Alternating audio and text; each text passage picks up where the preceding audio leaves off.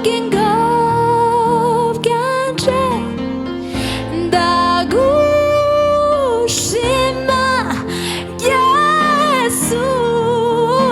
kuzi we icyo ndiko ndavuga icyo ndiko ndavuga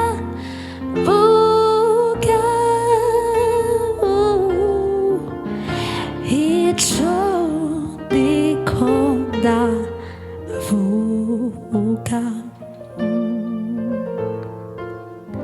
icyo ndiko ndavuga